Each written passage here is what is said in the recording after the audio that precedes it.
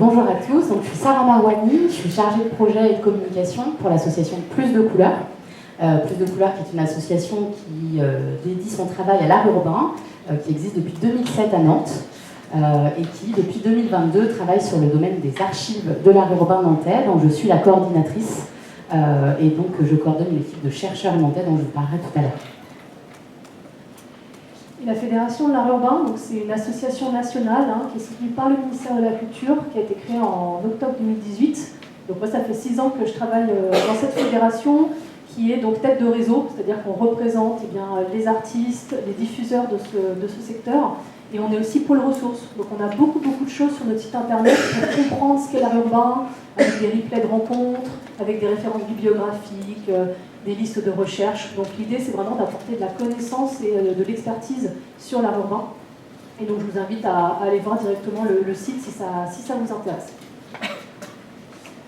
Et donc on travaille toutes les deux ici à Nantes. Je le précise, on est un petit peu délocalisé. Donc pour commencer ce soir, l'idée, ça va être de revenir un petit peu sur cette notion complexe qu'est l'art urbain. Donc c'est une expression assez générique, c'est un peu mot valise. Nous, on parle d'art urbain un peu à défaut de parler d'autre chose. Dans art urbain, vous avez art, c'est quand même intéressant de le dire, et vous avez aussi la notion d'urbain.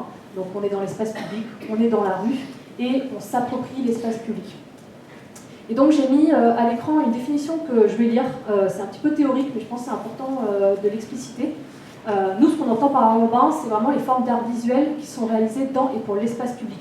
On entend par espace public quelque chose de très large. Ça peut être la rue, ça peut être le métro, ça peut être les ruelles, ça peut être le sol, ça peut être les murs, ça peut être les plafonds. Donc on est vraiment sur un espace qui n'est pas dédié originellement à accueillir de l'art, mais qui est un terrain de jeu pour les artistes. Et ce qui est intéressant avec l'art urbain, c'est que ce sont des pratiques qui se développent dans le monde entier. On est vraiment sur un mouvement qui est international. Et depuis longtemps, parce que ça existe depuis les années 1960. Vous avez notamment le tag qui est apparu à Philadelphie à la fin des années 60. Et en France, vous avez un artiste qui s'appelle Gérard Zloty-Camien qui a commencé à peindre au début des années 60 à Paris. Et dans cette grande famille qu'est l'art urbain, on a plusieurs sous-catégories, notamment le graffiti, le post-graffiti, le muralisme, etc., etc. Et je rentrerai un petit peu plus dans le détail par la suite. Ce qu'il faut comprendre, c'est que l'art urbain, au départ, ça s'exerce sans autorisation. Le caractère illégal de ces pratiques, il est vraiment hyper important à prendre en considération. C'est aussi ce qui l'a distingué de l'art public. L'art public, c'est quand on a une commande. Voilà, moi, je veux mettre une statue dans l'espace public, je suis une ville, je fais une commande. Et donc, cette statuaire, ce travail que l'on voit, c'est de l'art public.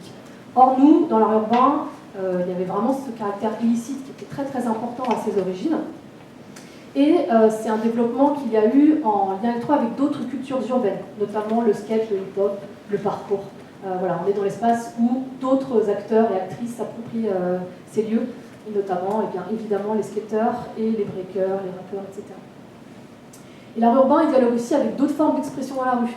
Je pense à l'art politique, par exemple, les messages que vous pouvez voir. Vous avez les colleuses, par exemple, qui font de l'art politique, finalement, ou qui, en tout cas, expriment quelque chose, un message fort, un acte militant dans l'espace public.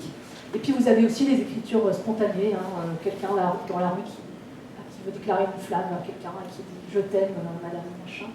Finalement, on est encore dans un même espace, et toutes ces formes-là, elles cohabitent. Donc ces artistes, ces acteurs, ils se regardent, et ils s'inspirent aussi de ce qu'ils voient. Et les artistes, ils œuvrent aussi dans l'art urbain hors de tout cadre donc institutionnel, et généralement, ils recourent à des outils bon marché. Par exemple, ça peut être le collage, ça peut être le rouleau, ça peut être vraiment des choses qui leur permettent d'avoir une grande reproductibilité. Voilà, on cartonne la ville, on reproduit, on laisse une trace. Et généralement, ce sont des interventions qui sont furtives et sous pseudonyme. Et donc l'art urbain, même s'il revêt souvent un caractère transgressif et éphémère, nous, ce qu'on constate, c'est qu'il est de plus en plus valorisé, légitimé, à travers, par exemple, des festivals, à travers des expositions, à travers des murs à programmation, voire à des commandes publiques et privées. Donc c'est aussi ce qui complexifie l'art urbain, parce que je vous disais qu'il y avait une origine légale, mais finalement, on est en train d'observer une institutionnalisation de l'art urbain qui pose aussi des problématiques par rapport à notre secteur. Et parce qu'elle se révèle à des pratiques et cultures distinctes, l'expression art urbain, comme je vous disais, elle est sujette à débat, et donc on reste prudent quand on l'utilise. Ça, c'est une définition qu'on avait donnée avec Stéphanie Lemoine, qui est une grande spécialiste de l'art urbain en France, et on avait fait une fiche repère sur l'art urbain qui est sur le portail du ministère de la Culture, Histoire des Arts, où vous pourrez retrouver comme ça toute une chronologie de cette histoire. Donc je vous invite à la consulter si cela vous intéresse. Donc ce qu'il faut retenir, c'est le caractère illégal, c'est le caractère contextuel, et aussi c'est l'aspect éphémère de ces pratiques. Ce qu'on fait dans l'espace public, et donc après, l'œuvre elle vit, elle disparaît, elle est nettoyée, elle est recouverte, ou elle se dégrade avec le vent, la pluie et le soleil. Donc concrètement, vous avez par exemple dans l'art urbain, enfin nous en tout cas on le met dans l'art urbain, même s'il y a des graffeurs qui ne se revendiquent pas d'une discipline artistique, on met le graffiti writing. Le graffiti writing, c'est l'art de la signature. J'appose mon nom, mon pseudonyme dans l'espace public, et il y avait une exposition il y a quelques années aux archives départementales sur la signature qui était vraiment super intéressante. Donc je laisse mon nom et du coup je l'écris pour les autres, pour les pairs, pour les graffeurs qui vont pouvoir me voir. Et là vous avez l'exemple du tag. Le tag c'est vraiment une des formes hyper importantes du graffiti writing, c'est l'écriture au trait direct, assez peu engageant en termes de corporalité. J'écris mon nom et je le reproduis. Je travaille la calligraphie, je choisis un spot qui est intéressant et donc je suis un tagueur ou une tagueuse. Et puis parfois aussi, on a envie de travailler autrement la lettre. On a envie de la sublimer, on a envie de faire des contours, on a envie d'utiliser la couleur, on a envie de mettre des personnages, des fioritures, des flèches, voilà, des 3D, etc. Et donc là, on peut finalement parler de graphe. Là, j'ai fait un graphe. Donc avec toute une terminologie très complexe, on est dans une culture urbaine très codifiée, avec des flops, des throw-up, des pièces, qui sont vraiment tout un langage très codé et très connu en fait dans le monde du graffiti. Et là, vous avez l'exemple de peintures qui ont été faites à Nantes, où finalement, c'est pas évident à lire quand on n'est pas initié. On est sur un style un peu wild style, et donc on déconstruit la lettre et on travaille finalement un peu toutes ces facettes de l'art de la signature. Et donc il y a dans le monde de l'art urbain le graffiti writing, mais aussi ce qu'on appelle le street art. Le street art, c'est pas facile à définir. Généralement, moi je dis que c'est ce qui n'est pas du graffiti writing, un peu par défaut. Généralement, ce sont des artistes qui s'adressent davantage au grand public, qui ont envie de se faire comprendre. Donc on a un art parfois plus figuratif, et on a tout un ensemble de médiums qui est notamment à travers le collage, l'installation, le pochoir, les détournements, les performances. Par exemple, on peut penser à quelqu'un comme Banksy, on peut penser à Mystique, on peut penser à Invader, qui sont un peu les noms connus de la scène street art, qui parfois viennent du graffiti et qui s'en sont détachés pour proposer d'autres formes plastiques dans l'espace public. Donc là, vous avez l'exemple de Rouge, par exemple, qui avait fait des collages à Nantes. Rouge, c'est une artiste qui est beaucoup diffusée en ce moment et qui fait tout un travail très beau, un travail sur le drapé, un travail sur les personnages que vous pouvez découvrir. Et puis on a aussi ce qu'on appelle le néo-muralisme. On dit néo parce qu'on s'inscrit finalement dans l'histoire du muralisme mexicain. C'est un petit peu comme ça qu'on l'a défini. Là, on est vraiment sur les grandes peintures murales, parfois XXL, que l'on voit dans l'espace public. À Nantes, vous en avez. À Paris, dans le 13e arrondissement, vous en avez. Beaucoup de villes, finalement, font des commandes, du coup, publiques de peinture murale. Donc là, on est vraiment sur une pratique beaucoup plus posée, généralement donc légale, où on a tout un travail de nacelle, un travail qui est pensé sur une envergure beaucoup plus importante et qui fait aussi partie de cette grande famille de l'art urbain. Donc dans tout ce que vous avez vu là, l'idée c'est de garder en tête qu'on est vraiment sur des échelles très différentes, on est sur des supports très différents et on est aussi avec des acteurs qui ont des profils finalement très hétérogènes. Donc voilà, ça complexifie un petit peu cette histoire, mais c'est quand même important de l'avoir en tête. Et la question aussi, c'est comment on peut transposer ça dans des expositions. Ça va être le discours que porte Sarah. Là, on est dans l'espace public. Qu'est-ce qui se passe quand on veut présenter ces artistes dans des lieux qui sont fermés ? Est-ce qu'on reproduit la même chose ? Est-ce qu'on propose d'autres installations ? Comment le contexte il peut être appréhendé ? Ça, c'est vraiment nous des questions qu'on pose actuellement, et on travaille avec pas mal de musées sur ces enjeux-là pour voir en fait comment cet art peut se développer sous d'autres formes. Est-ce que les artistes réussissent aussi à quitter la rue pour rentrer dans le lieu fermé ? Et donc en tant que fédération, nous on observe toutes ces pratiques et on s'est dit dès le début quel est notre rôle finalement dans cet art urbain, comment on peut valoriser aussi cette histoire qui est méconnue à la fois des institutions et du grand public. Et donc en 2009, 2019 a été rendue l'étude nationale sur l'art urbain qui avait été portée par le Mur Oberkampf et qui a été vraiment à l'initiative de la fédération. Dans cette étude, du coup, qui avait été commandée par le ministère de la Culture, c'était l'idée de faire un peu un état des lieux de la situation et de comprendre comment répondre à ces enjeux. Et dans les conclusions de l'étude, eh bien, on avait constaté que l'étude de l'histoire de l'art urbain était très très peu présente. On avait beaucoup de recherches en sociologie, en anthropologie, en architecture, mais finalement très peu d'historiennes et d'historiens de l'art qui s'étaient penchés sur l'analyse des pratiques et des styles de toutes ces œuvres que je vous ai montrées à l'instant. Et pour nous, c'est hyper important qu'il y ait cette histoire de l'art urbain qui soit écrite, parce que ça va permettre en fait, de raconter sa continuité. On est sur des artistes qui vieillissent, hein, on a une mémoire qui disparaît, donc il faut patrimonialiser aussi ces enjeux-là dans un temps un petit peu plus long. Et donc on a pas mal réfléchi avec l'équipe, hein, on s'est un petit peu creusé la tête et on s'est dit que les archives, ça pouvait vraiment être une réponse assez rapide, assez efficace à cet enjeu pour nourrir ces connaissances scientifiques. Il faut savoir que les archives, c'est vraiment une source primaire de travail, donc l'historien, l'historienne de l'art, le conférencier, le guide conférencier, la médiatrice, le conservateur de musée, il sait travailler ce support. C'est aussi un témoignage qui est précieux pour un art qui est éphémère. Hein. Je vous expliquais que l'art urbain, par essence, presque disparaît. Donc avoir des archives, c'est aussi une manière de raconter une histoire qui a disparu dans l'espace public. Et ça permet vraiment, l'archive, de croiser les sources, hein, de documenter de manière très fiable les recherches dans le secteur de l'histoire de l'art. Et c'est comme ça qu'on s'est dit, tiens, on va construire et on va créer un centre, le centre Arcane, le Centre national des archives numériques de l'art urbain. Ça, c'était en 2022. On s'est dit à plusieurs, hein, avec des experts de ces milieux, avec des graffeuses, des graffeurs aussi, parce que c'est important d'avoir les pratiquants dans ces réflexions-là. On s'est dit que c'était une manière de pouvoir répondre à cette visibilisation des archives à travers un centre numérique. Hein, donc c'est un site internet, c'est une plateforme qui ouvrira en juillet et sur laquelle vous pourrez découvrir des archives qui sont numérisées, donc des photographies, des écrits, des dessins, qui raconteront eh bien, des histoires de l'art urbain pour que eh bien, on puisse mieux rendre compte de toute la pluralité de ces histoires. Donc l'enjeu majeur, ça a été vraiment avec le Centre Arcane de sauvegarder ces archives physiques en les numérisant et aussi de pouvoir les transmettre au public à travers un site internet. Et donc le Centre Arcane, il a été créé en 2022, je vous le disais, maintenant c'est un fonds de dotation, hein, la propriété intellectuelle, elle appartient à ce fonds de dotation. Et nous, Fédération de l'art urbain, eh bien, on les accompagne à la recherche, à la collecte et à l'indexation de ces archives. Donc pour vous donner un exemple un petit peu plus concret, vous avez par exemple ici une archive qui a été indexée dans le Centre Arcane et que vous pourrez découvrir à partir de juillet. Donc c'est une photographie d'un camion réalisé par un graffeur qui s'appelle RCF One, qui est un graffeur très important eh bien, dans notre secteur. Donc là on est sur du graphe vandale, hein, c'est-à-dire du graphe illégal, et donc qui a été fait sur un camion à Paris. Et l'idée, c'était vraiment d'avoir une rigueur scientifique quand on présente des archives de l'art urbain. Donc, à titre d'exemple, vous avez vraiment ici une description très normée, très scientifique, à la fois du média, donc de la photo, hein, avec une cotation, avec une description, etc., et à la fois de la pièce. Donc, la pièce, c'est l'œuvre que l'on voit sur ce camion. Donc là, on est sur un contexte qui est très précis.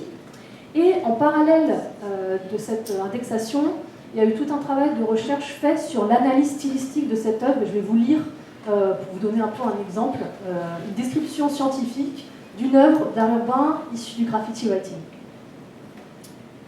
Cette pièce est composée d'un lettrage principal, message. Déjà, il faut quand même savoir trouver ce mot à l'écran. Posé sur un fond damier délimité en forme de bulle, surmonté de nuages.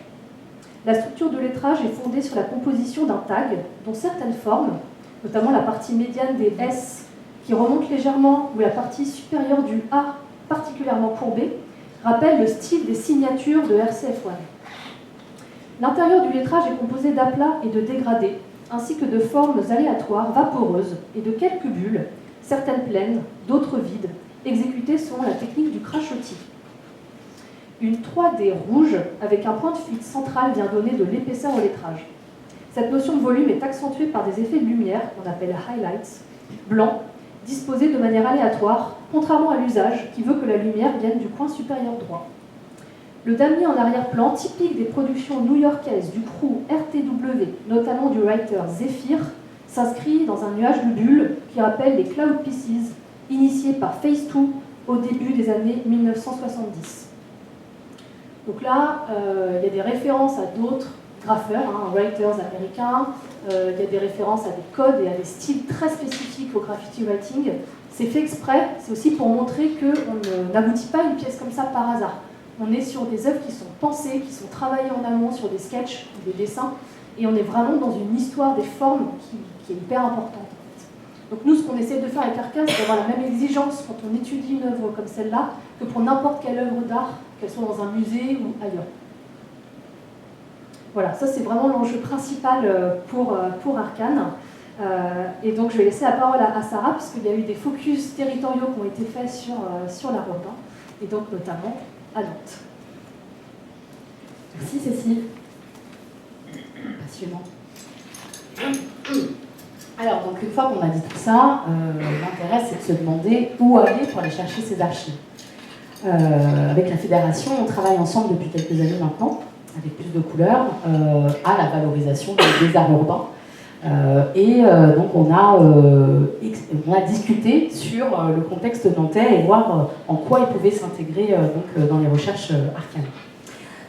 On va avoir dans les années 80, fin des années 80, une scène locale qui va émerger à Nantes, qui va être très inspirée par le graffiti d'abord new-yorkais, puis parisien, ce graffiti parisien qui émerge, on va dire, autour de 1985.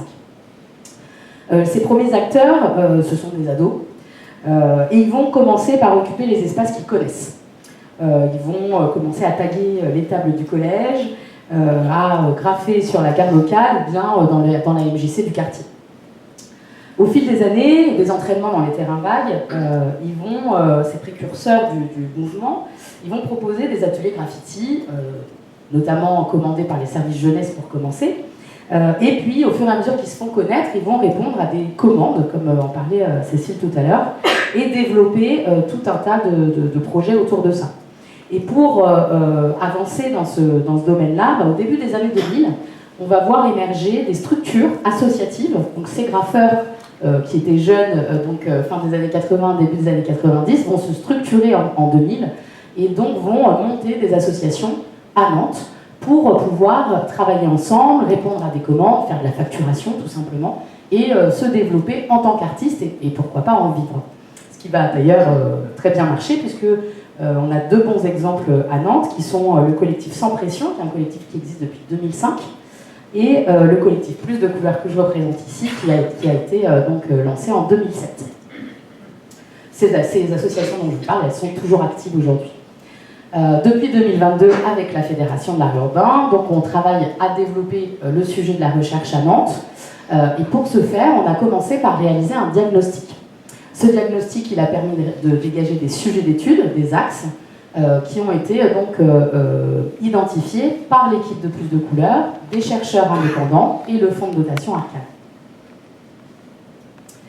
Donc, comme le disait Cécile, on essaye de faire ça sérieusement. Donc, on a mis en place toute une méthodologie d'études et de recherche. Donc, cette méthodologie, elle est constituée de catégorisation. Donc, on a d'abord une catégorisation géographique, donc, comme son nom l'indique, en fonction de où elle se trouve. Donc, pour les recherches nantaises, on s'est cantonné à rester à Nantes. On n'a pas dépassé les frontières nantaises, même si en commençant à catégoriser et à faire le diagnostic, on s'est bien rendu compte qu'il fallait peut-être qu'on pousse un peu plus loin, ce qu'on demandera plus tard. Par exemple, le territoire de Rezé est un territoire qui est très intéressant à étudier.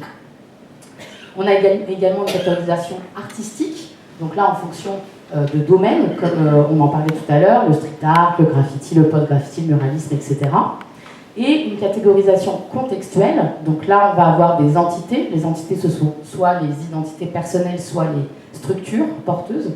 On va avoir des événements, comme l'événement Bombard, des sites, donc des lieux précis, et des publications.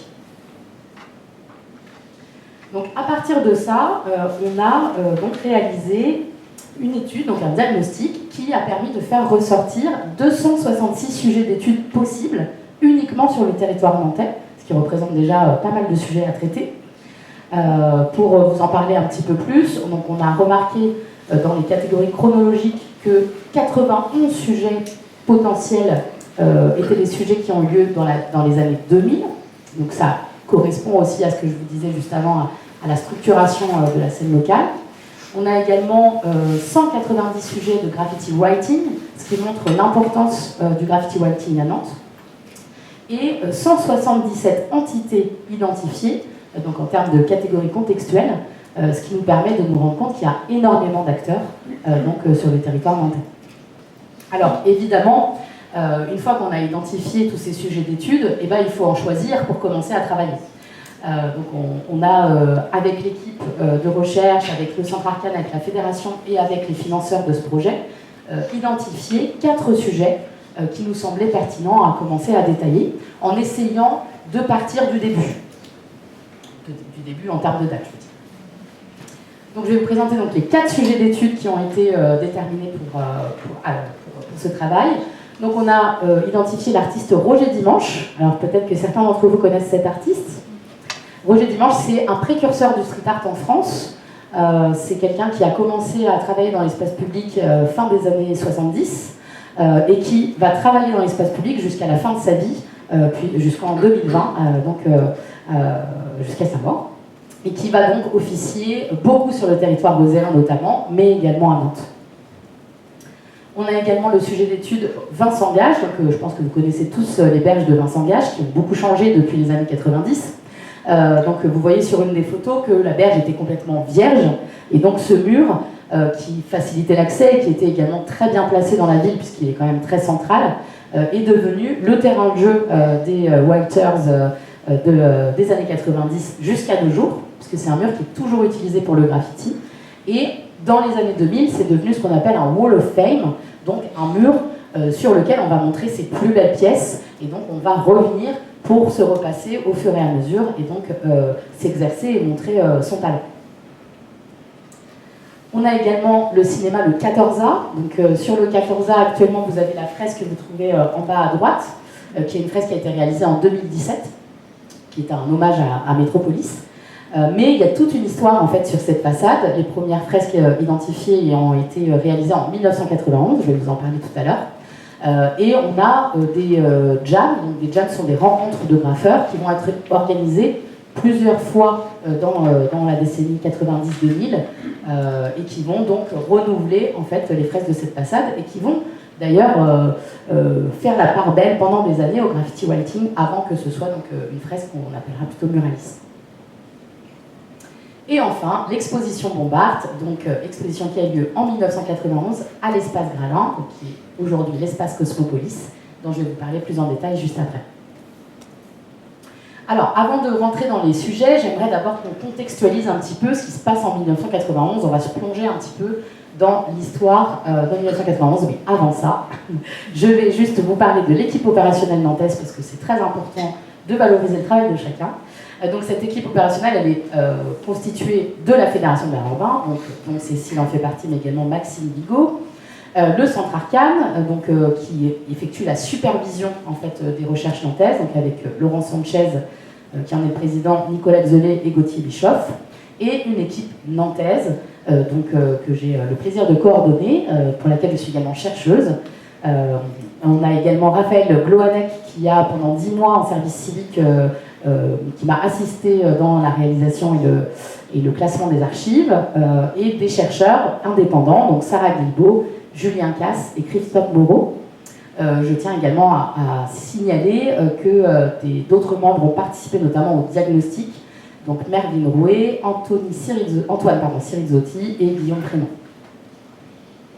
Alors, cette fois, allons-y, rentrons dans le vif du sujet.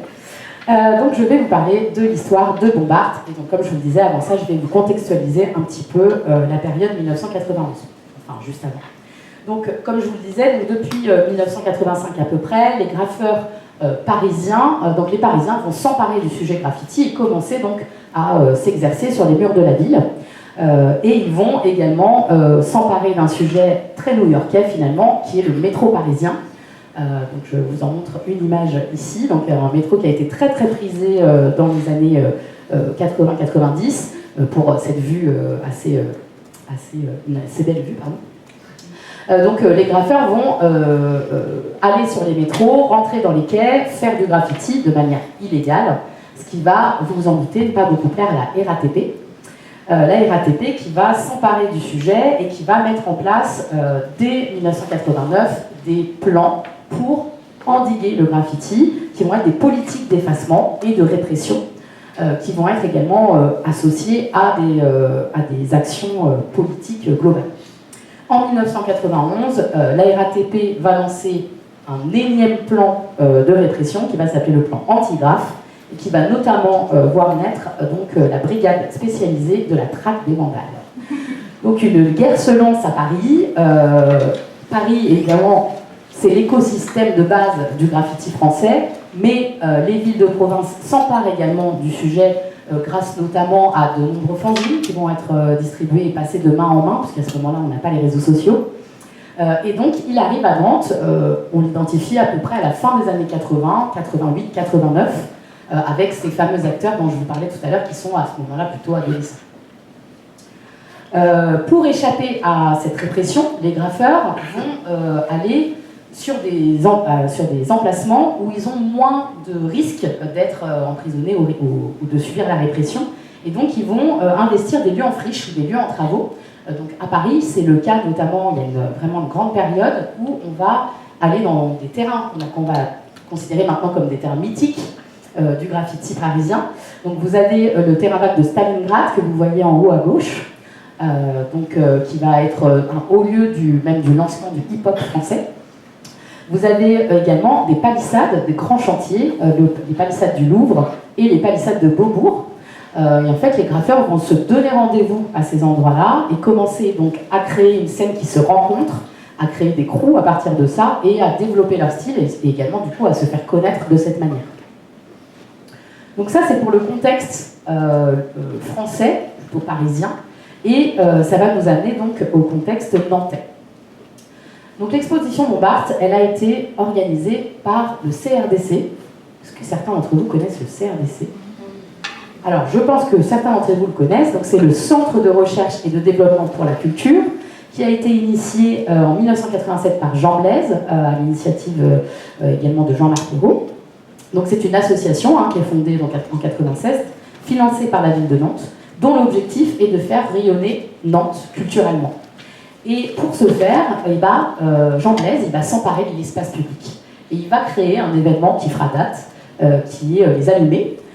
Donc c'est un événement qui va se lancer en octobre 90. Et donc durant 6 nuits, de 6h du soir à 6h du matin, 6 grandes villes vont se succéder à Nantes pour présenter leurs artistes d'avant-garde. Donc on va avoir une centaine d'artistes qui vont venir de villes, de pays différents, venir s'emparer de l'espace public et proposer des spectacles, des interventions dans des lieux plutôt insolites, des lieux qu'on n'utilise pas habituellement, qui sont des lieux en friche, des salons, des serres tropicales, etc. Donc on va avoir Barcelone, Saint-Pétersbourg, Buenos Aires, Naples, Le Caire, et la dernière c'était la Havane, et la Havane, pour des raisons géopolitiques, n'a pas souhaité envoyer ses artistes pour la dernière édition. Et donc cette association, le CRDC, je vous ai également mis une petite photo d'archive du lieu unique, donc de l'usine LU. Donc le CRDC va s'installer dans cette ancienne usine en 97 et donc va être à l'initiative de la création du lieu unique en 1999. Donc le CRDC se crée fin des années 80. En 1990, Jean Blaise va recruter Patricia Solini pour prendre en main la partie exposition du CRDC. Voici donc Patricia Solini, que je remercie d'être présente aujourd'hui. Donc Patricia, elle est recrutée en 1990, comme je vous dis, fin 90, et elle va donc être responsable des arts plastiques et également responsable de l'espace Gralin et commissaire des expositions de l'espace Gralin. Quand elle prend son poste en 1990, l'objectif, il est simple, c'est de mélanger les arts populaires et des artistes contemporains. Donc pour ça, Patricia Solini va aller chercher la tendance du moment. Qu'est-ce qu'on doit montrer pour lancer un lieu comme celui-là à Nantes? Et donc, elle va découvrir un article dans Libération en fin 90, un article qui parle d'une université, c'est l'université Paris 8, qui est une université qui va proposer des unités de valeur, des UV hip-hop.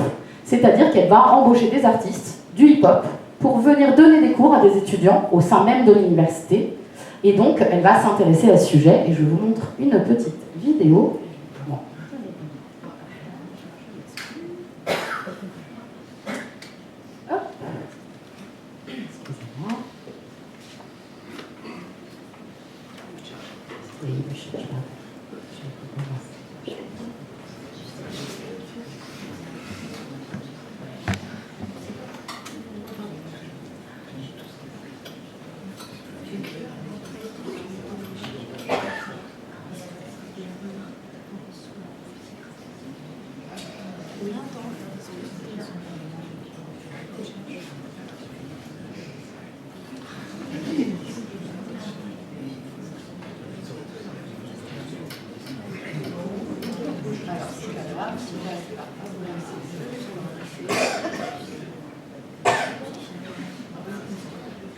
Moi, petit problème technique.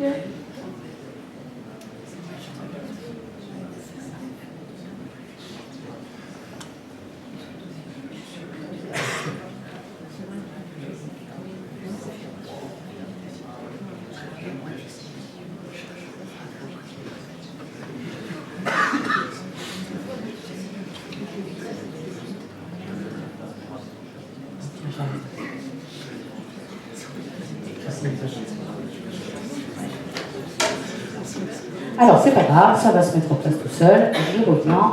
Je vous raconte ce qui se passe donc à Paris 8. Hop.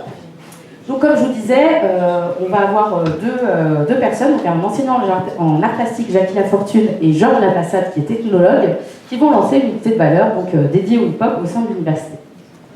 Donc, Patricia connaît quelqu'un à Paris 8, va contacter l'université et va donc aller... va donc aller directement au cœur de cette source et donc rencontrer les acteurs de cette université assez déjantée finalement. Une fois qu'elle a fait cette visite, Patricia Soligny va donc se dire c'est ça mon sujet d'actualité, d'art contemporain, c'est le graffiti. Et donc elle va décider donc, que ce sera la première expo qui aura lieu au CRDC.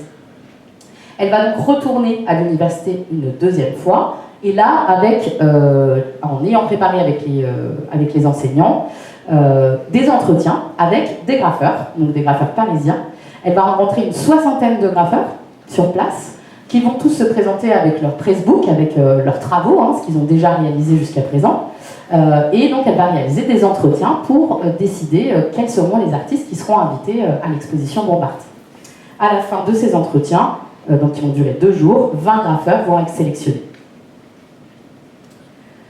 Donc je vais vous parler un petit peu des artistes invités. Donc là, vous avez des exemples d'un shooting qui a été réalisé afin d'avoir des images des artistes pour le catalogue. Donc là, vous avez par exemple John Wan, André, vous avez Sandra Fernandez, qui est la seule femme dans l'exposition, et Mégaton. Donc la sélection d'artistes, elle est très variée. Il va y avoir aussi bien des graffeurs expérimentés que des artistes en devenir. À cette époque, beaucoup d'artistes, contrairement aux idées reçues, ont déjà une pratique d'atelier et ne pratiquent pas forcément que dans la rue, mais vont déjà avoir une expérience avancée artistique et participent à des expositions parisiennes. Certains, comme Banga ou Mondo, vont réaliser des œuvres sur toile et vont expérimenter des visuels plutôt figuratifs ou abstraits, c'est-à-dire s'écarter de la lettre. D'autres sont connus dans le monde de l'art, comme je vous le disais, par exemple John Wan et André, et ils vont même devenir, dans les décennies à venir, des grands noms de l'art urbain. Il y en a d'autres qui sont beaucoup plus jeunes, qui arrivent, qui ont 18-19 ans, et qui sont au tout début en fait, de leur pratique artistique, qui d'ailleurs sortent de la capitale pour la première fois de leur vie. Alors, je vais vous parler un petit peu de la communication de l'exposition, parce que grâce à Patricia, on a pu récupérer ces éléments importants pour les recherches. Donc, par exemple, vous avez donc l'affiche réalisée. Vous avez également en haut le catalogue, qui est un format assez atypique, puisque c'est très en longueur, et qui va donc faire la part belle aux artistes. Donc, le shooting va servir à ça. Il va également y avoir des descriptions de chacun des artistes. Et puis, une carte postale que vous avez en bas. Donc, il a en fait le carton d'invitation pour le vernissage de l'exposition. Alors, comment va se dérouler cette exposition ? Et bien, dans un premier temps, Patricia Soligny va organiser une résidence artistique, comme on le fait dans beaucoup d'expositions. Et donc, les artistes vont être invités à venir à Nantes, donc ils vont bénéficier d'un défraiement, d'une aide financière pour venir. Et ils vont donc arriver à Nantes pour 3 jours de création artistique au sein même de l'espace Gravin. Ils vont avoir une grande volonté de présenter des œuvres de qualité, mais des œuvres aussi sur différents types de supports. J'ai recueilli comme témoignage que l'ambiance de travail était très studieuse et que chacun s'est senti investi d'une mission de visibiliser le milieu du graffiti qui, à cette époque, est quand même très mal vu, il faut le dire, Et ces artistes que j'ai eu la chance d'interviewer se disent tous reconnaissants de l'environnement de travail qui leur a été mis à disposition. Patricia, à l'occasion de cette résidence, avait prévu un plan d'accrochage, comme on le fait très souvent en tant que commissaire d'exposition, mais en échangeant avec les artistes, elle va accepter des modifications de placement dans l'exposition qui vont être liées au contexte du graffiti, et donc elle va prendre en compte ce contexte. Et donc, par exemple, comme dans la rue, va s'opérer une hiérarchisation des places dans l'exposition, donc en fonction des places disponibles, donc des places les plus visibles, et également de la notoriété des artistes qui viennent dans cette expo. Alors, je vais vous parler un petit peu des œuvres. Donc, les œuvres qui sont présentées, elles sont multiples, et on va avoir donc plusieurs surfaces qui vont être utilisées. On a par exemple des œuvres sur toile, comme je vous disais, beaucoup d'entre eux travaillent déjà sur toile à cette période. Donc là, vous avez une œuvre de John Wan, qui date de 1991. Donc les artistes arrivent à Nantes avec leur toile sous les bras. Ils viennent avec leur production, ce qu'ils ont déjà fait. John Wan et André, donc, pour exemple, mais on a également Talisman, Sid B et d'autres. Donc eux vont ramener des toiles. On va avoir des artistes qui vont plutôt travailler directement sur les murs, ce qui est plutôt l'essence de leurs travaux. Donc là, vous avez des exemples de Méo. Donc Méo, c'est un artiste qui vient de New York, comme John Wan, qui est décédé depuis. Et un exemple de la force alphabétique, donc c'est un crew, un collectif de graffeurs, donc qui va s'emparer d'un des angles de l'espace grave. C'est important aussi de noter, dans le cadre de ces recherches, je me suis rendu compte que finalement, très peu d'entre eux ont choisi de présenter du graffiti writing dans l'exposition. Beaucoup vont présenter donc soit des œuvres sur le mur de cette manière, mais en s'écartant de la lettre, ou bien sur toile. Mais certains vont quand même le faire. C'est le cas du collectif Basalt, sur la gauche pour vous, oui, et de RCF1, dont parlait tout à l'heure Cécile, qui est un graffeur qui a une grande expérience du graffiti déjà à ce moment-là, et qui va donc choisir plutôt de représenter de la lettre. Parmi les artistes que j'ai pu interroger, la plupart soulignent le besoin de démontrer qu'ils sont capables de produire autre chose que du graffiti writing. Mais il n'y a pas que ça, il y a aussi une question de contexte. C'est-à-dire que la plupart se disent, on est en intérieur, on parlait de la manière d'exposer l'art urbain, c'est des questions qu'on se pose encore aujourd'hui, comment on présente des œuvres qui initialement sont dans l'espace public. Et donc beaucoup de ces artistes ont en tête cette question-là et vont se dire que, étant donné qu'ils sont dans un lieu d'exposition plutôt officiel, plutôt institutionnel, en tout cas pour eux, ils vont s'écarter de la lettre à ce moment-là. Et donc pour quand même essayer de représenter du graffiti writing, eh bien Patricia Solini va installer des structures en bois qui vont représenter en fait des palissades, comme je vous l'ai montré tout à l'heure pour les grands travaux parisiens, et qui vont permettre également de scénographier l'extérieur. Ça va créer une sorte de point d'appel pour le public. Je vous en montre ici quelques exemples. Donc on a vraiment des palissades construites exprès pour ça, qui sont la parfaite reproduction de palissades que vous pouvez trouver dans l'espace public habituellement pour les travaux. Donc là, on va avoir beaucoup plus, vous le voyez, de présence de graffiti writing ou bien de personnages typiques du graffiti de cette époque. Alors, on a également le sujet de ces peintures extérieures. Alors, je vous montre ça parce que ça a un lien avec le 14A. Donc ça, c'est la façade arrière du 14A, celle qui est plutôt bordée de terrasses. Donc cette façade, elle va être également utilisée par les artistes. D'abord par André, donc juste avant l'ouverture de l'expo. Et comme vous l'avez vu, ce visuel va servir de visuel de communication pour l'intégralité de l'exposition. Donc André va utiliser cette façade pour représenter l'intégralité des noms des artistes qui sont présents sous la forme plutôt d'une dédicace avec des tags pour valoriser donc, les artistes présents dans l'expo. Pour la petite histoire, cette œuvre, elle ne va pas durer très longtemps, elle va être effacée. Alors la légende dit que ce sont des étudiants de l'école des Beaux-Arts qui auraient repassé cette fresque un petit peu par vengeance, puisqu'ils trouvaient ça plutôt injuste que des graffeurs aient le droit de peindre cette façade. Alors c'est une légende, je ne sais pas si j'arriverai à la vérifier. Et en plus, c'était des Parisiens, tout à fait. Ça, c'est une précision importante. Puisqu'à ce moment-là, il y a déjà des graffeurs, comme je vous le disais, à Nantes.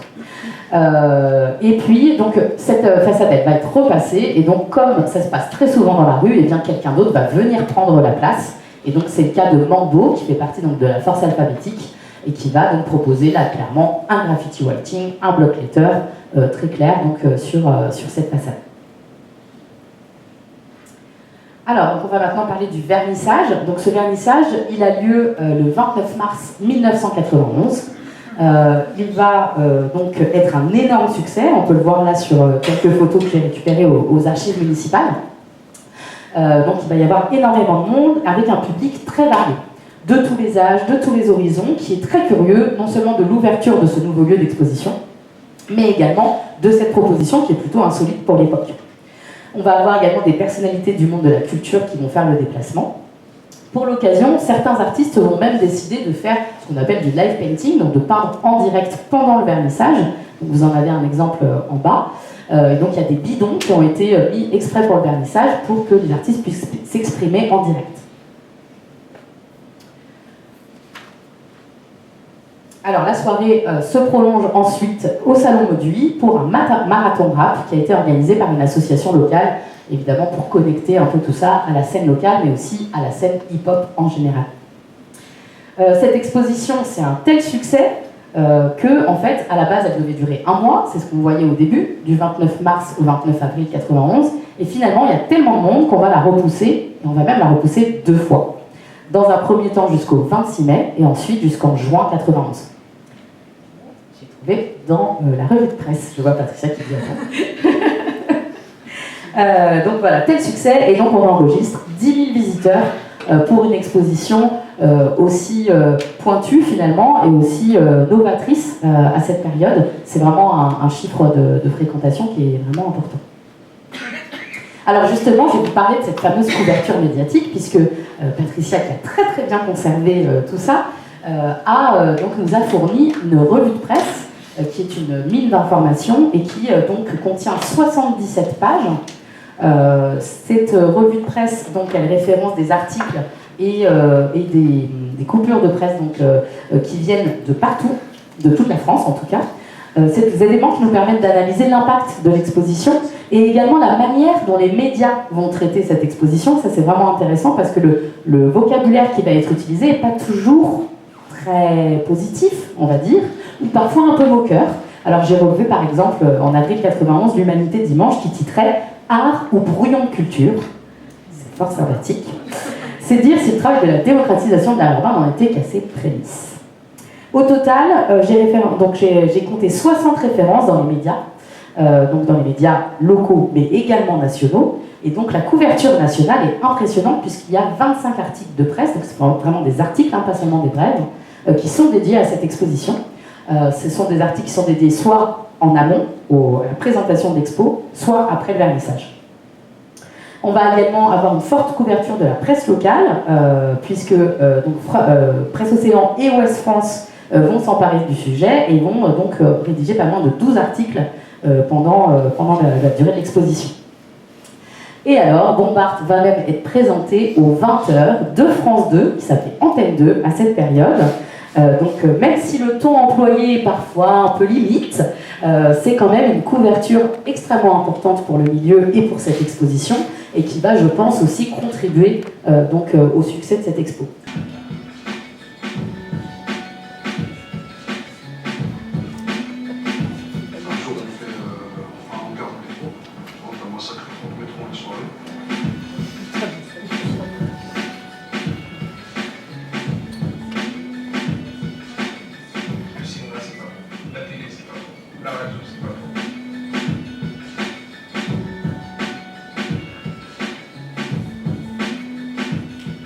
Ces métiers-là, qu'on ne connaissait pas, par lui, tu as complètement décloisonné, a fait exploser tous les interdits, bah, tu vas apprendre. T'imagines, t'as même pas le bac et tu dis à ta mère, bon, je vais à la fac, tu vas faire quoi? Je vais enseigner. Bah bon, c'est un moment et un lieu où ça a bougé pour les hip-hop alors qu'il n'y avait aucun lieu pour se rencontrer.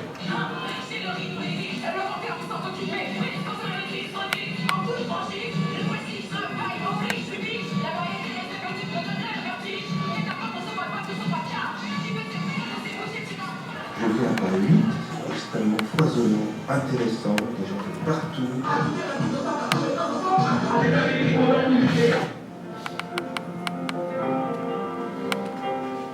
avez la reconnaissance des médias. On se retrouvait dans une position qui était gênante pour nous. Vous avez été présenté comme l'ethnologue ultime là-dessus et ça lui montait à la tête et donc à ce moment-là, il a voulu choisir. Et ça C'est retrouvé au aussi mur. le problème des médias. Si vous préférez que ce soit un cachin qui le respectera, un ambassade qui le respectera, et pas des gens comme nous, quoi, tu vois.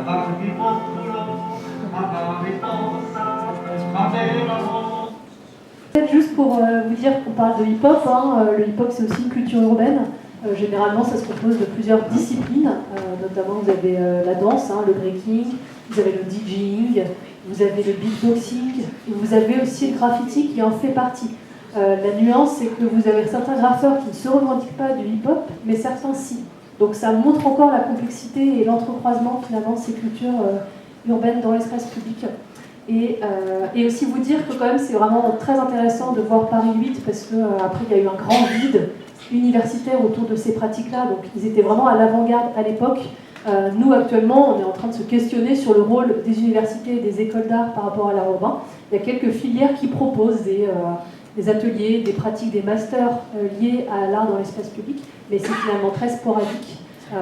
Donc c'était quand même hyper important aussi pour ces artistes à l'époque de se professionnaliser dans un lieu et un établissement comme l'université. Il y a une grande conférence de presse qui est organisée la veille du vernissage. Il y a beaucoup de journalistes qui sont présents, c'est d'où justement cette revue de presse importante. Et donc Antenne 2 fait donc un reportage de plus de 3 minutes sur l'exposition, sur la résidence qui a lieu, sur le montage, et donc va aussi avoir, comme je disais, un ton qui est un peu particulier, un peu ironique, sur est-ce que ces artistes sont bien des artistes, voilà, les graffeurs savent-ils faire autre chose que d'utiliser une bombe, voilà, c'est un petit peu ironique, mais comme je le disais, ça a toute son importance quand même, puisque ça permet de visibiliser l'exposition et les travaux de ces artistes. Je voulais un petit peu vous parler justement de 1991 en termes de contexte d'exposition et pourquoi on dit aujourd'hui que l'exposition Montmartre serait, alors j'utilise le conditionnel puisque en fonction des recherches peut-être qu'on trouvera une autre exposition précédente. Donc pour le moment en tout cas, j'utilise un document qui a été réalisé par une chercheuse qui s'appelle Shaima Benadjali dans le cadre d'un mémoire.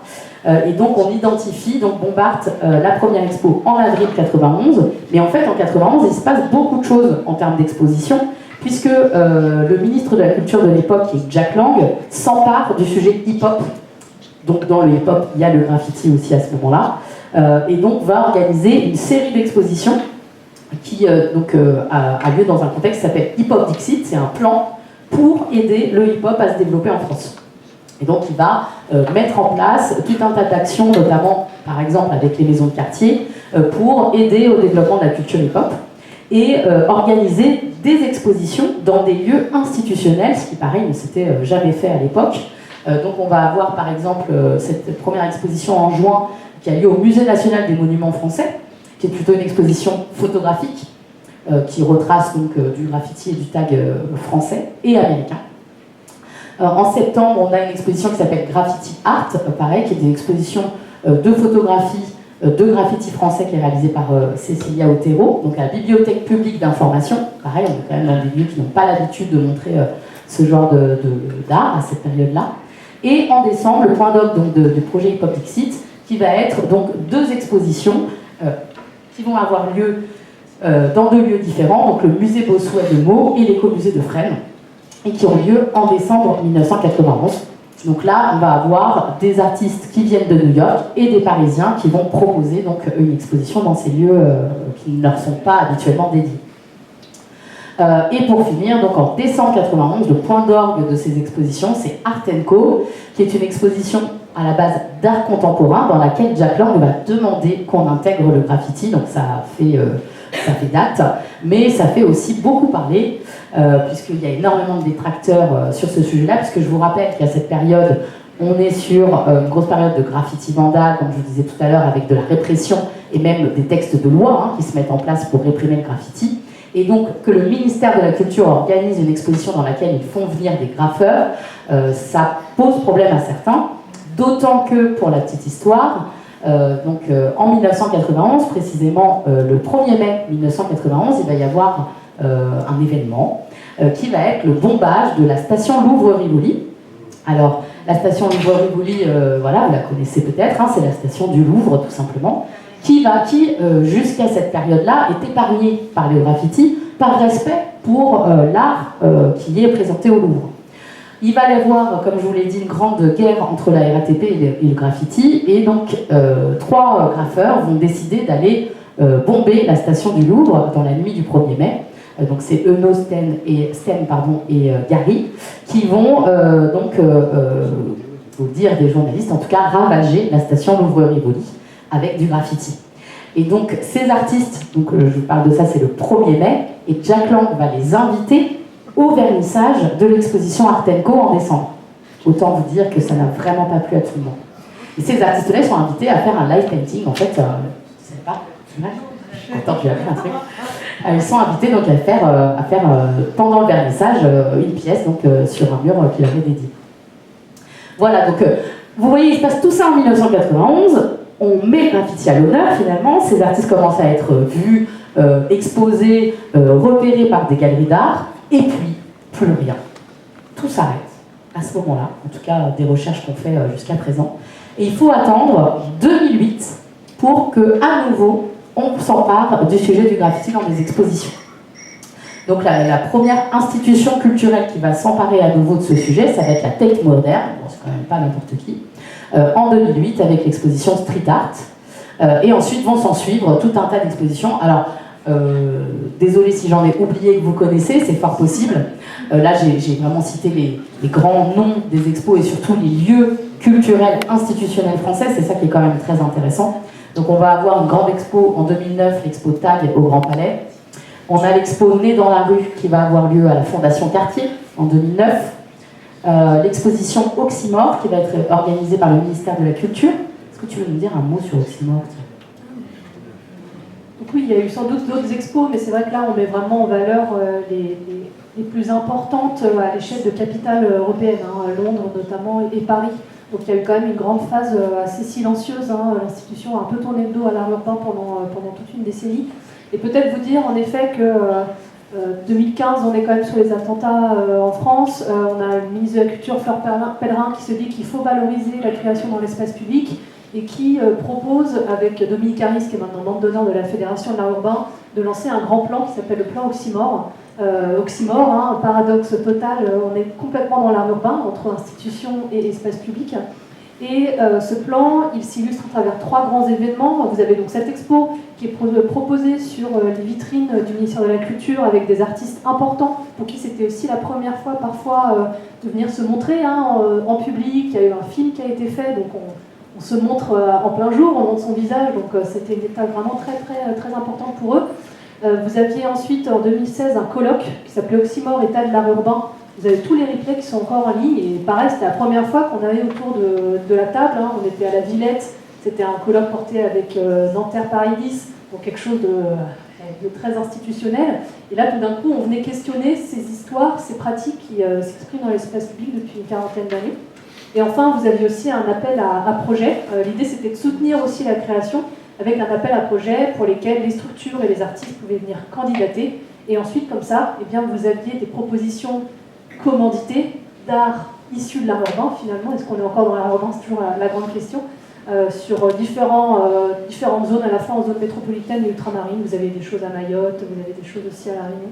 Donc voilà, ça c'était le grand plan Oxymore de 2015-2016. Qui va ensuite être les prémices de la fédération finalement, qui sera créée en 2019. 2018, pardon. Voilà, donc on a également une expo qui s'appelle Capital 60 ans d'art urbain à Paris, qui a lieu à l'Hôtel de Ville de Paris en 2022. J'étais un peu les cheveux à Nantes. Donc en 2023, une exposition qui s'appelle Dialogue, regard croisé entre l'art urbain et l'histoire de l'art à l'atelier à Nantes. En 2024, une exposition qui s'appelle We Are Here au Petit Palais. C'est quand même pas rien de rentrer du graffiti, en tout cas de l'art urbain, au Petit Palais. Et puis l'année dernière et cette année, une exposition qui est vraiment importante pour nous parce qu'elle a été initiée par le Centre Arcane. C'est l'exposition Aérosol, une histoire de graffiti, qui a eu lieu l'an dernier au Musée des Beaux-Arts de Rennes et qui donc ouvre aujourd'hui, demain, au Musée des Beaux-Arts de Nancy. qu'on ouvre les portes des musées des Beaux-Arts, et là ça a beaucoup de sens pour nous, puisque les expositions précédentes dont je vous parle, elles sont quand même beaucoup des expositions sociologiques, historiques. On va retracer un petit peu pourquoi on en est arrivé là. Là où, par exemple, je parle de ce que je connais, l'exposition Dialogue cherchait à créer le lien entre l'art urbain et l'histoire de l'art, où là on a mêlé en fait des artistes de l'art urbain et des œuvres issues du musée d'art de Nantes. Et l'idée était plutôt de parler de l'artistique, de la création artistique, plus que de l'histoire. Par exemple, sur l'exposition Aérosol, on est vraiment sur retracer l'histoire de l'art urbain. Est-ce que tu vas en dire un mot d'ailleurs ? Oui, peut-être Aérosol, en effet, c'est une exposition qui était vraiment dédiée à l'histoire de l'outil, de la bombe aérosol. Qu'est-ce qui se passe quand on prend cette bombe et qu'on va s'exprimer dans l'espace public? Donc c'était finalement en partie l'équipe du Centre Arcane qui l'avait documenté et créé. Et donc c'était vraiment une manière de découvrir des archives et des œuvres collectées depuis les années 80. Donc vraiment un gros travail de défrichage et historique. Et donc qui ouvre, comme je vous le disais, demain à Nancy, puisque l'idée c'est que c'est une exposition qui est itinérante. Et à chaque fois vous avez des focus territoriaux qui sont faits. Là c'était donc à Rennes sur la Bretagne, Nantes incluse. Et vous allez ensuite à Nancy, vous allez avoir une vision par rapport à l'histoire de la Lorraine. Donc c'est toujours intéressant aussi de contextualiser dans l'espace où on se produit. Peut-être aussi souligner qu'il y a un acteur important dans l'histoire de l'art urbain, c'est le MUSEM. Peut-être que vous le connaissez, le MUSEM qui est à Marseille, qui s'appelait avant le MNATP, le Musée National des Traditions Populaires, qui était à Paris, à côté de maintenant la Fondation Vuitton. Et finalement, dès les années fin 90, début 2000, il y a eu des premières enquêtes collectes liées au graffiti avec des ethnologues qui se sont dit moi je vais me pencher sur ces pratiques-là, sur le hip-hop, et je vais aller rencontrer ces acteurs de la rue, parce qu'en anthropologie, on observe aussi ce qui se passe autour de soi. Et ça a été vraiment un engagement très fort d'une institution avant-gardiste qui fait que maintenant il y a une collection graffiti au MUSEM qui est sans égale. Et nous, ce qu'on aimerait, c'est qu'il y ait plus d'expositions sur cette collection-là. Il faut savoir que dans les expos aérosols, il y a des objets qui viennent du MUSEM. Et donc ça, c'est aussi un dialogue qui est hyper important pour nous de faire des ponts entre les disciplines, avec, comme le disait Sarah, cet enjeu maintenant de parler d'art. Parce qu'on estime que si ces artistes, ils sont des artistes comme les autres, certes, ils ont une origine dans l'espace public, et c'est hyper important pour comprendre d'où ils viennent et quel est leur parcours, mais eux ne se revendiquent pas forcément d'une catégorisation street art ou, on va dire, art urbain. Et donc nous, ce qu'on entend aussi là où on est en tant que fédération et en tant qu'acteur, c'est de les considérer comme des artistes à part entière. C'est hyper important. Voilà, donc c'est pour ça que l'exposition Bombard, c'est vraiment une exposition importante qui mérite de figurer dans les livres d'histoire. Pour l'instant, c'est pas le cas. En tout cas, dans les recherches que je mène, elle est très rarement citée. Donc c'est tout l'enjeu de ces recherches archivistiques. C'était quand même un format inédit, avec des peintures sur les murs, en plein dans un lieu, dans un cadre institutionnel, avec une approche très contemporaine finalement du mouvement graffiti de l'époque. Et donc voilà, ce travail de recherche mené par Arcane, je l'espère, lui permettra un jour de retrouver ses lettres de noblesse. Merci à tous pour votre attention. Merci.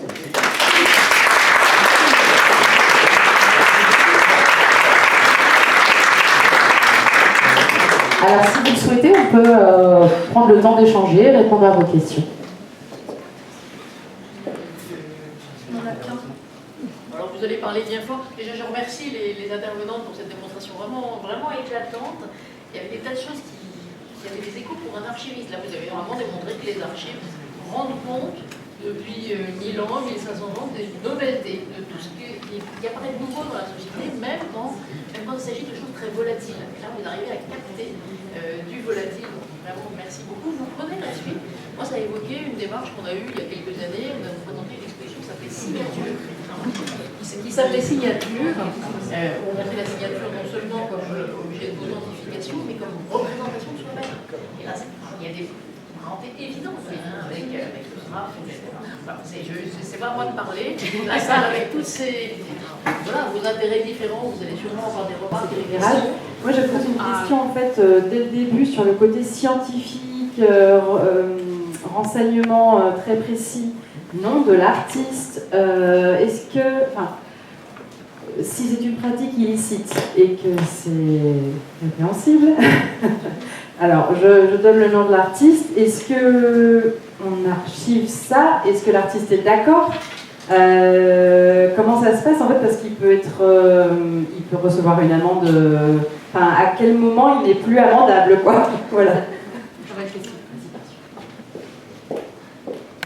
Évidemment, on est sur des pratiques en partie illégales, donc on est hyper attentif à ça. Hein. La question pénale, elle est centrale, elle est inhérente à nos pratiques.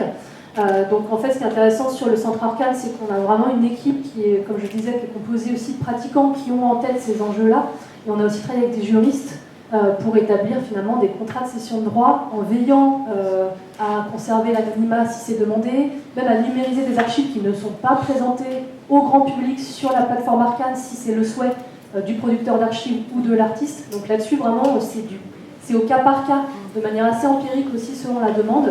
Et puis ensuite, il y a la question de la prescription. Donc l'idée aussi, c'est de se questionner sur qu'est-ce qu'on veut montrer dans Arcane par rapport au temps de prescription d'un graffiti illégal, sachant que généralement, quand même, ce sont surtout les sociétés ferroviaires qui sont particulièrement oppressives par rapport à ces pratiques RATP, SNCF notamment. Donc pour l'instant, c'est des choses sur lesquelles on n'a pas forcément fait beaucoup de recherches par prudence. Ça, c'était la première chose. Et peut-être aussi dire que... c'est tout, je crois. Je me suis perdue en route. Mais voilà, c'est vrai qu'on y veille, notamment parce qu'on a des pratiquants dans notre équipe qui nous mettent en alerte là-dessus. L'idée, voilà, c'est de ne pas forcément offrir ici des archives qui seront du pain béni pour la police. Il faut savoir que la police a le plus grand nombre d'archives en France. Hein, c'est eux les vrais détenteurs des archives de l'art urbain en France, notamment pour le graffiti. Donc voilà, nous, on est conscients de ça et on y prête attention. Pour ne pas divulguer, par exemple, des noms en effet de crew ou de liens entre graffeurs. Et ça, c'est vraiment tout le travail de supervision qui est fait avec Nicolas Xeuillet et Gauthier Bischoff, qui connaissent vraiment presque par cœur toute l'histoire du graffiti en France et qui nous disent, bah non, ça, on peut pas travailler là-dessus ou quoi.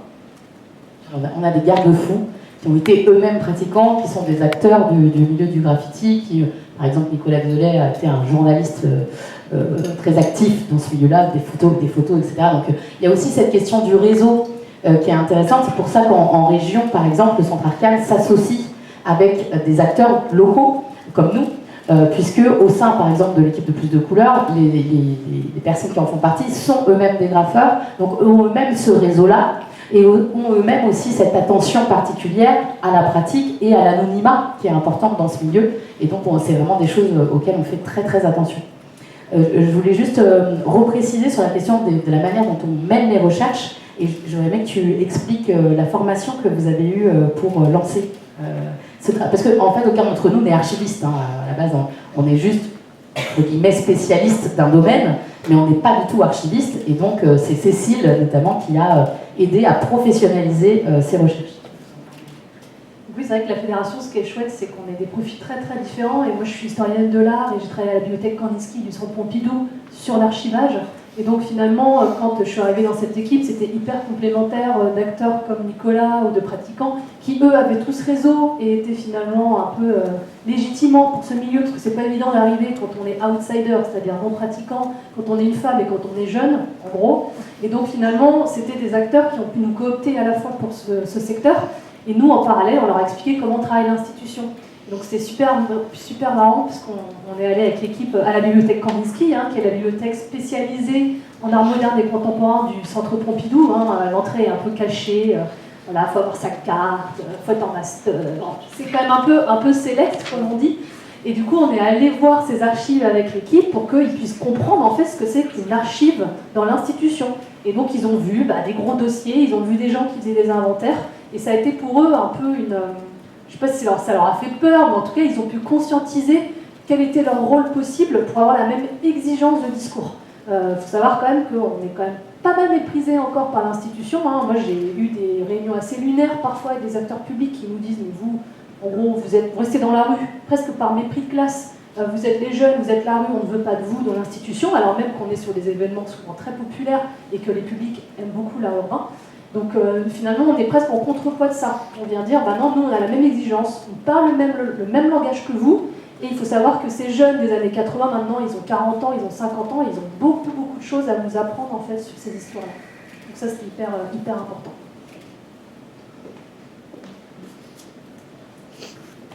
J'en profite sur le chemin pour rendre hommage aux archives de la police, car sans elles, on ne saurait rien des musiciens ambulants. Voilà. La surveillance des nomades, c'était quelque chose de... Voilà. Vous a laissé des traces. Bonjour, alors déjà merci, super intéressant. Pendant la conférence, on a parlé des sujets qui étaient disponibles à Nantes, où il y en avait plein, il y en a 4 qui ont été étudiés. Comment se fait le choix de tel sujet et pas d'un autre, et comment on hiérarchise ces choses-là?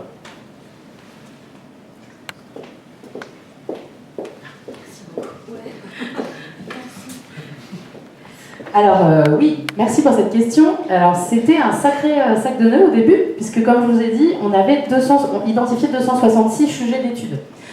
Donc à partir de là, il y a aussi forcément les sensibilités de chacun, les envies de chacun, et il a fallu qu'on essaye d'être pragmatique et de ne pas faire de favoritisme. Ça c'était vraiment important pour nous de ne pas choisir forcément les actions plus de couleurs et les graffeurs de plus de couleurs, évidemment. Pas forcément. Donc ce qu'on a fait, et ce que fait d'ailleurs le Centre Arcane, c'est qu'on essaye de commencer du début. Puisqu'on a une histoire à raconter et que pour l'instant il y a tout à faire, et bah du coup on s'est dit on va commencer plutôt par le début en termes de chronologie. Et donc c'est pour ça qu'on a choisi par exemple Roger Dimanche, qui lui commence ses actions dans l'espace public en 1979. Ça veut dire que ça place quand même l'histoire de l'art urbain nantais dans des années précédentes et importantes. Donc même avant l'arrivée du graffiti writing en France. Donc c'est pour ça par exemple qu'on choisit Roger Dimanche, parce que même en France, c'est un précurseur du street art. Et donc voilà, on choisit de le traiter. Alors l'autre raison pour laquelle on choisit un sujet ou un autre, c'est la facilité d'accès aux archives. On a identifié des sujets qui nous paraissaient extrêmement importants, mais pour lesquels soit l'acteur n'est plus en vie, soit les archives ont disparu. Il y a des archives, c'est pour ça que ce travail est important et qu'on doit le mener, des archives qui disparaissent, vous déménagez, vous avez un dégât des eaux, le feu, perquisitionné, tout à fait, et ben, il n'y a plus d'archives. Donc c'est pour ça qu'il y a une urgence aussi à aller traiter les archives les plus anciennes. C'est comme ça qu'on choisit de travailler. Et Roger Dimanche, pour garder cet exemple, en fait, c'était très intéressant puisque c'est un acteur très ancien local, c'est un précurseur français, et en plus, ses ayants droit, donc sa fille et sa femme, ont conservé énormément d'archives de son travail. Donc ça nous permet de commencer avec une base qui est vraiment intéressante. Juste pour répondre par exemple sur le choix, encore une fois, il y a aussi des choix contextuels. Donc comme je vous disais, il y a des entités, des sites, des événements, et on essaye aussi de remplir ces cases-là. Et donc vous voyez par exemple Roger Dimanche, c'est une entité. On a le site de Vincent Gache, dont je vous ai parlé tout à l'heure, qui là est un site événement vraiment marquant. Un événement qui est donc Bombard, et puis un site à nouveau qui est le 14A. Alors le 14A, on l'a choisi aussi pour sa facilité, puisqu'il n'y a pas non plus une histoire très longue d'action sur cette façade. Donc du coup, ça nous permet d'aller un peu plus vite sur un des sujets d'étude. C'est un peu un mélange entre le pragmatisme et la pertinence. Sachant que malheureusement, on n'est pas sur une histoire de l'art urbain exhaustive. Donc il y a des territoires comme ça, on fait des focus. Par exemple, il y a eu Besançon, il y a eu le port de commerce de Brest, il y a Nantes, il y a Ivry-sur-Seine. Voilà, c'est aussi lié à des partenaires qui nous font confiance pour pouvoir travailler sur ces enjeux et de montrer aussi qu'il s'est passé beaucoup de choses dans des territoires un peu méconnus hors de l'Île-de-France, hein, je pense pour Besançon, Brest et Nantes. Donc voilà, pour l'instant on en est encore aux prémices. Hein. On vous disait 2022 création du fonds de dotation Arcane, on est en 2025, ouverture du site internet. Et l'idée c'est vraiment de pouvoir étoffer ces recherches au fil des années, enfin jusqu'à la fin de nos vies, si on veut, on pourrait travailler sur Arcane, c'est ça qui est vraiment chouette. Les galeries, comme les peintres normaux, entre guillemets, bien sûr, reportage à Nantes de Vincent Guérat et de Jean-François Chevet. L'exposition s'appelle Bombe Art. Hey, le rythme est bon, le geste est lourd, mais faire une expo, c'est un du gâteau. Ça vient pas d'être exposé dans les galeries. Je parle du monde. Ah ben zut, j'avais pas remarqué. C'est que les graffeurs maintenant, on leur dit monsieur et on fait gaffe quand on leur parle de leur art. C'est l'avenir de la peinture. Van Gogh, c'est un peu fade. Alors par Van Gogh et le complémentaire des oppositions qu'il a, il n'y a pas vraiment de truc qui flash, même dans l'action ou dans le flashing. Il n'y a pas vraiment de truc hyper contrasté comme ce qu'on fait nous. On leur a filé 600 mètres carrés à graffiter au centre-Q de Nantes. Tout sera effacé dans un mois, normal pour des graphes. Mais c'est la gloire pour ceux qui ont commencé tout petit déjà. Ça c'est chez ma grand-mère en 90. Et fini la clandestinité. Voici les VRP des graves en tout genre. Murs, palissades, panneaux, toute sur place, devis sur demande. Mais certains se méfient tout de même des marchands d'art. J'ai refusé jusqu'à maintenant d'avoir un agent, puisque ceux qui se sont intéressés à moi étaient plutôt très requins, quoi. Mais André, à 19 ans, a quand même son atelier à Paris et vit de sa peinture. D'autres, comme Méo, mégalo complet, rêvent d'une consécration au musée. Et pas à n'importe lequel, s'il vous plaît. The Louvre, Modern Museum of Art in New York. Ah bon? Et c'est pas la mort du graphe, cette expo? C'est une façon de montrer aux gens que ce n'est pas limité à un gribouillage banal qu'ils risquent de voir dans leur ville. Les 22 graffeurs ont donc eu droit pour The First Time in France à un vernissage avec petit four, conférence de presse et public à gogo. Ça change du métro et des terrains vagues, mais ça ne les empêchera pas, disent-ils, de taguer à droite et à gauche. C'est la RATP qui va être contente. Et l'étape suivante alors, c'est ça? C'est un art qui est hors, je dirais, chose connue, hors école beaux-arts, hors circuit en fait traditionnel. Et ils vont découvrir des choses qui vont les intéresser. Alors maintenant le problème c'est le passage du mur à la toile. Et voilà, on se révolte, on tag, on bombe partout et après on court après les charentaises et le pognon. Pourquoi pas des pinceaux quand ils y sont?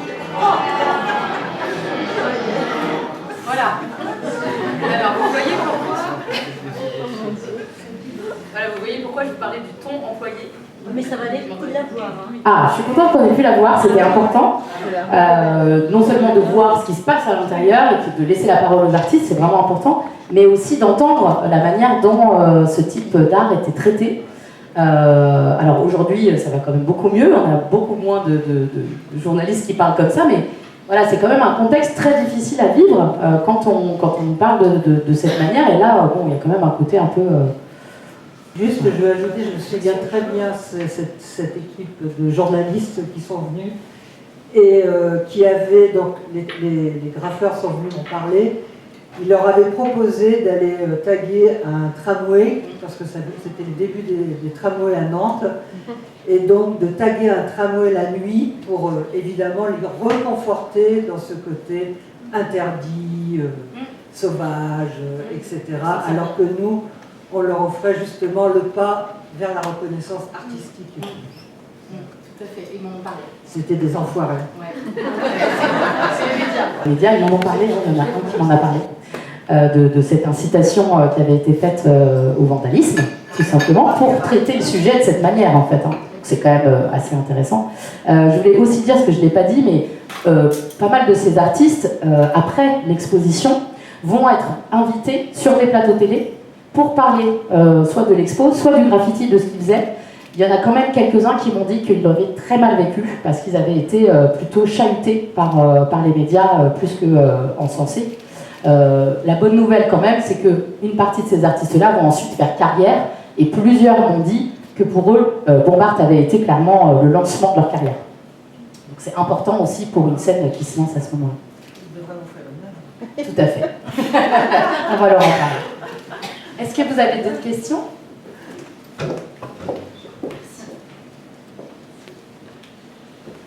Je me demande, votre fédération, votre association et puis la fondation Arcane, aujourd'hui, à l'heure où on connaît des décisions politiques de baisse de subventions drastiques pour la culture, qu'est-ce qu'elles vont devenir, ces sculptures?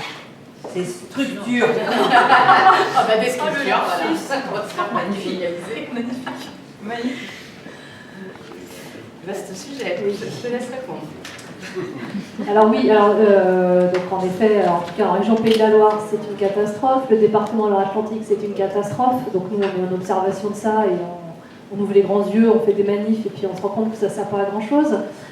Donc peut-être, en tout cas nous, en tant que fédération de l'art urbain, c'est vrai qu'on a un lien direct avec le ministère de la Culture en centrale à Paris.